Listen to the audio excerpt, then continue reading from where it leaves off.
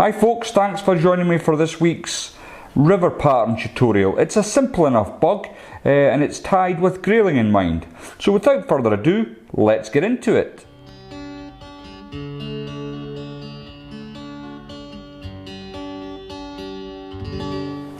In the vise then is a Hanak H230 barbless hook. It's at size 14, it's a medium wire hook and it's in black nickel.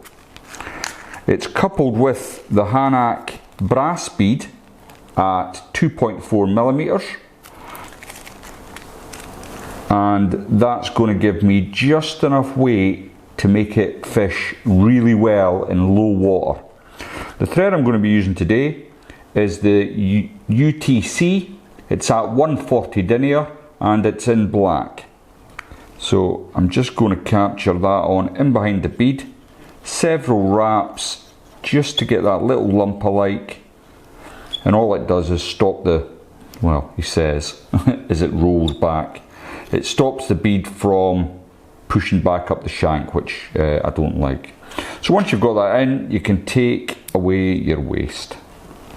Next then, a little layer of thread down onto the shank, bring it up to where the barb would be on a barbed hook.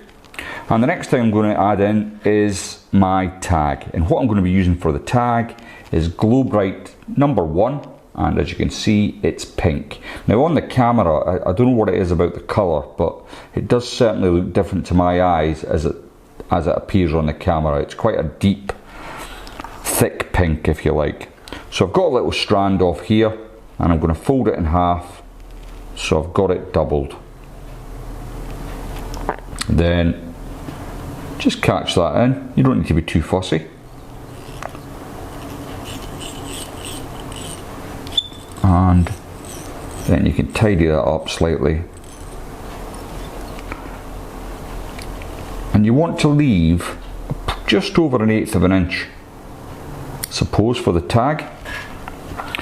Now, on top of the tag, I'm adding some tail. And what I'm going to be using is some Coq de Leon. It's this stuff here. It's from Troutline. And again, I've already got a little feather off that I'm going to be using. Now, I want to take a good half dozen. If it's more than that, don't worry. Nobody's going to be counting. Certainly not the fish. So, a good bushy tail there. And I want it to be approximately twice the length of my tag.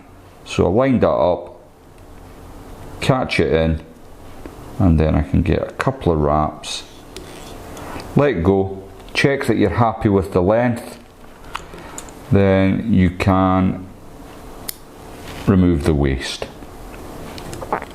Now, as you'll have noticed, I've not been overly fussy about how I've been tying in these materials, and the reason for that is down the line I'm going to create a taper onto the body, so I'm not worried about the way it's been tied in. If you're anal that way, please do crack on. The body is going to be some of this stuff. It's Troutline's UV ribbing fibres, and this colour is light pink. Now, it's a kind of translucent material. I don't know how well you'll be able to see it on camera there, but it comes in different colours, and I particularly like experimenting with different threads with different colour ribbon material, and you get some great effects. But for the purpose of this one, I'm using black because although I said initially it's for grayling, I want it to be able to be a multi-purpose nymph. So if I want to target brown trout and shallow runs, this is an ideal fly for it. So I've just flattened with my fingernail out the first couple of bits of that. I'm going to trap it in, and then I can come all the way down to where my tail ends. Now at this juncture I want to flatten out my thread. The UTC flattens out lovely. Just give it an anti-clockwise twist, and then you can start working on the taper to your body. And I want the taper to go thick at the top here near the bead,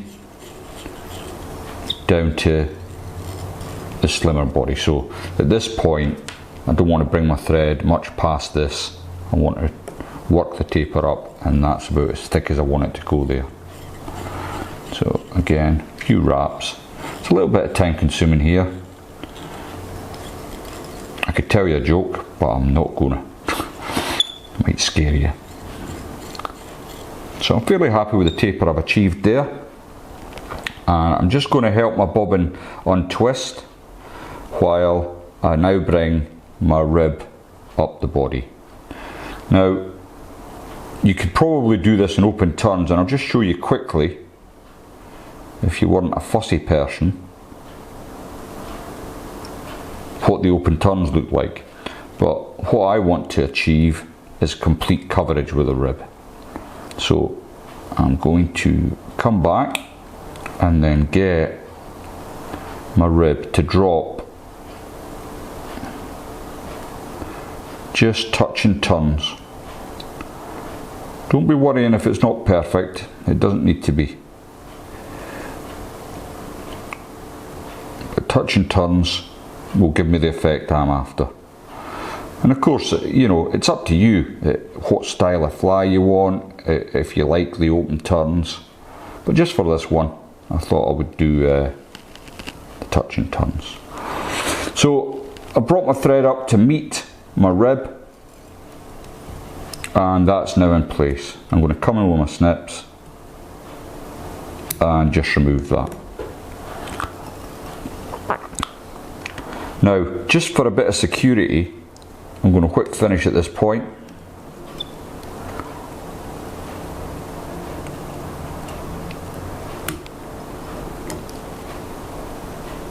And that should be safe enough. Next then, now this material, this ribbon material is really strong. I could leave it as is, but because I want to have a little bit of shine on it, I'm just going to add the very light coat of UV. And it does change the way the fly looks, adding UV. Excuse me while I loosen my vise a moment.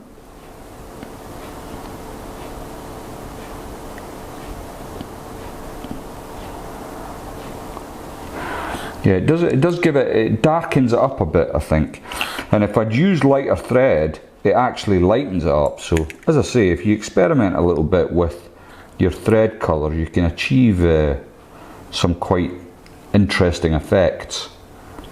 And for me, that's what fly tying's all about. You know, you play about and you can get some really interesting stuff. The trouble with me is I get bored easy. I can't sit and crank out the same fly for like 20. I tie 2 or 3 and then I get bored. So I'm always tinkering and playing with the different materials to get different stuff. So I've got that, and I've got a nice little black area there, and what I'm going to do is bring in my wing. And what I'm using for the wing is some Troutline's Mad Rabbit Dubbing Plus, and it's quite an interesting dark dubbing this, and less is more certainly with this pattern, and all you need is a thumbnail's worth. So I've got that out the packet already, and what I want to do is split my thread, which should be sitting nicely now after giving it that little bit of time to unwind. So I'm just going to insert the tiniest amount of dubbing, like so. Bring my bobbin up, spin it up. Won't take long with that amount of dubbing. And then I want to thin that out even further by just plucking it away with my thumb and forefinger. Next then, I'm going to start at the back here, slicking it back each turn until I've got to the front, and that's looking lovely. Very pleased with that. To finish off then, I'm going to come in with some UV resin just on the thread. Just takes the slightest dots just to secure it. Then come in with your whip finish tool, or you can half hitch. There's nothing saying you can't use a half hitch. Tighten that all up. Remove your waste and then cure that away. Just slick all that back. Now because it's a brass bead, it's not particularly heavy, so great if you're fishing a team, it's a great fly for a dropper or fishing for shallow water trout. Thanks very much for watching. I hope you got something out of that. It's given you a few ideas, and if you haven't subscribed to the channel already, please think about clicking the button. I'd really appreciate it. Thanks for watching.